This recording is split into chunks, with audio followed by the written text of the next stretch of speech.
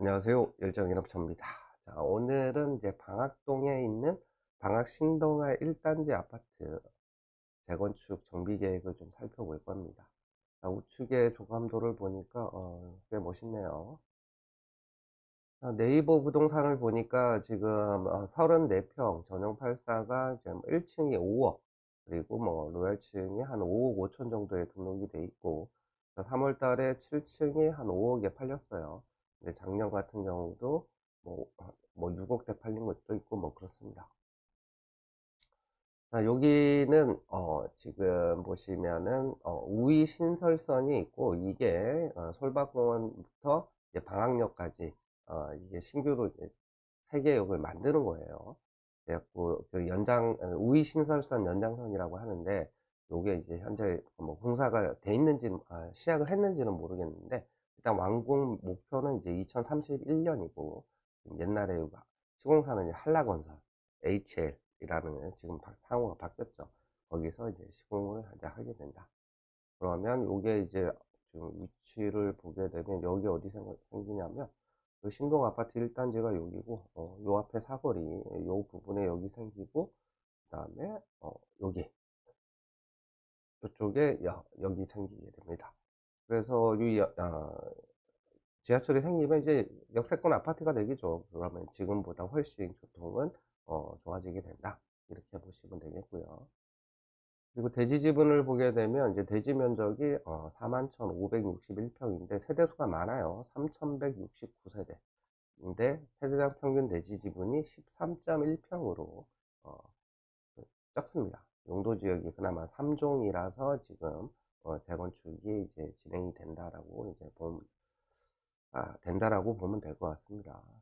근데 이렇게 세대당 평균 대지 지분이 작은 이유는 이제 평형 구성 때문에 그렇습니다.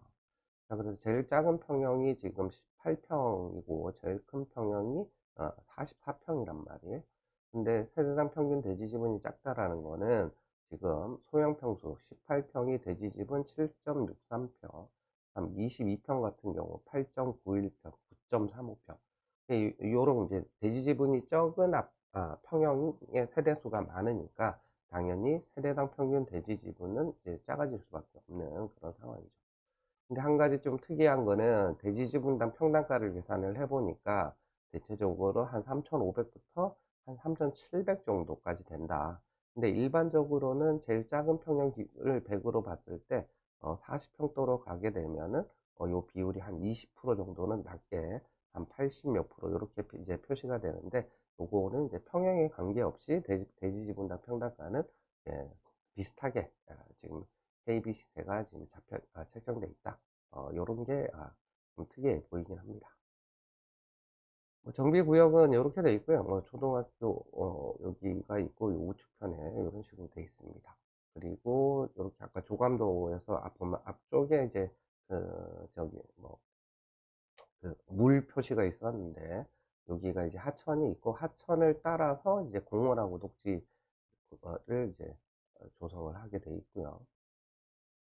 자, 그래서 지금 어제 공람이 시작이 됐고 4월 21일까지 공람을 진행을 합니다. 정비 기반 시설 기부 체납을 보니까 이제 9.8%라고 돼 있는데, 도로는 0.3%밖에 안 되고, 아까 그 저기 하천 따라서 이제 공원하고 녹지가 9.5%로 굉장히 많이 조성이 되는 거죠. 그리고 용도 지역은 아까 얘기했듯이 3종이고요. 그리고 신축 세대 수는 이제 4065세대고요. 임대가 288세대로 7.1% 정도 됩니다. 그리고 토지 등 소유자가 지금 3169명이고 일반 분양이 608세대다. 그래서 일반 분양 비율이 19.2%다. 이렇게 됩니다. 그런데 아까 세대당 평균 내지 지분이 13.1평밖에 안 됐단 말이에요. 근데 일반 분양이 이렇게 비율이 상대적으로 좀 높게 나와요. 그러면 이런 게 왜 그러냐면 이제 신축 아파트 평형 구성 때문에 그래요. 그러면 일반 분양이 많다라는 건 결국에 조그마한, 그러니까 여기 소형 평수를 많이 지었다라는 거를 이제 알 수가 있죠. 자, 그래서 신축 평형 구성을 보면 전용 40에서 60 이하가 2658세대로 전체 65%를 차지하고요. 60 초과 85 이하가 1267세대 31%, 그 다음에 85 초과가 140세대 정도 돼요.